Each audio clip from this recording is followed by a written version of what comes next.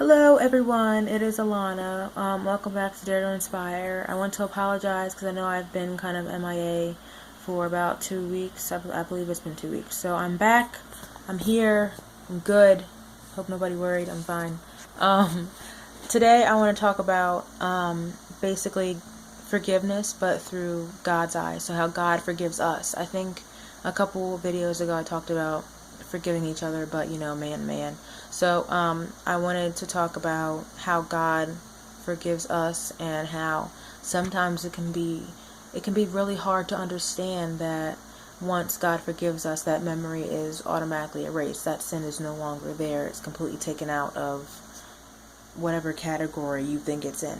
So I just want to let you guys know that God loves you, and wherever you're at, wherever you think you want to be or wherever you need to be, God loves you right where you are. He sees where you are, and He sees where He wants you to be.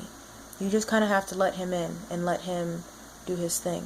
So there are two stories that I want to talk to you about for our topic today, which is forgiveness through God's eyes. So the first one is John chapter 8. This is a story about a woman who was caught in the act of adultery. And back in that time, if you were caught in the act of adultery, you were stoned in front of everybody. So before she was about to get stoned, Jesus came, and basically the people basically told her what her sin was and why, why they were going to stone her in the whole process. And basically the first thing Jesus said was, those without sin can cast the first stone. And obviously people were just standing there because, everybody's sinned in their life. Nobody cannot say they've never sinned. And basically they couldn't do anything. They basically just dropped their stones and walked away because they had nothing to say. So Jesus basically told her, they didn't condemn you, so I won't condemn you, but make sure you don't sin anymore.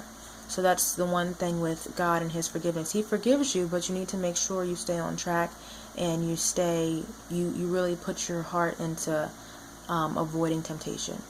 So that's just the one thing that I think people have a problem with, is that when they ask for forgiveness, but you can't really, it's not right to take advantage of His mercy and His grace.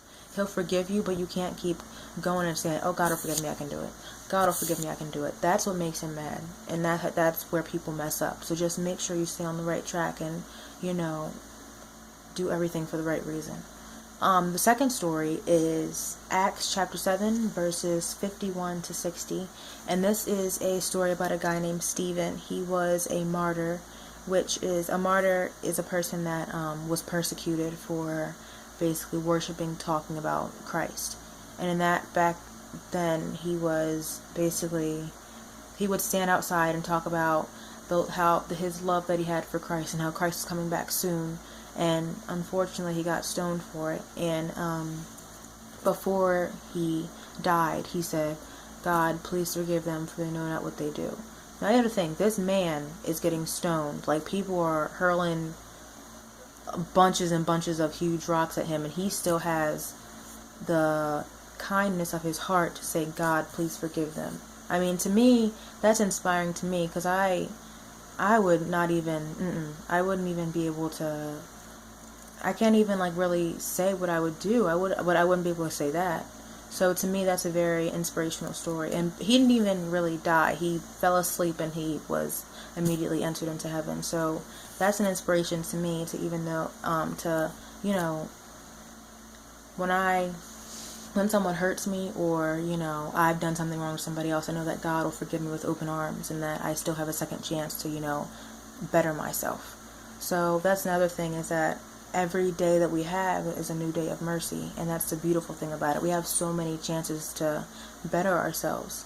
So I just wanted to give you guys an inspiration, just to say, sometimes it does get hard, and sometimes it may feel like God's not there, but He always is, no matter whether you think He is there or not. For those who believe and for those who don't, He's still with you, whether you want Him to be or not. He's always that light at the end of the tunnel. So, I just want to give you guys some inspiration, because I know there are some dark nights and it feels like that sun is never going to come, but Jesus is always right on time whenever you meet Him.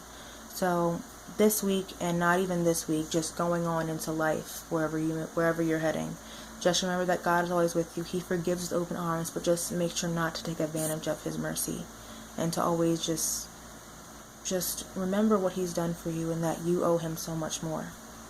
And, so just have a good week.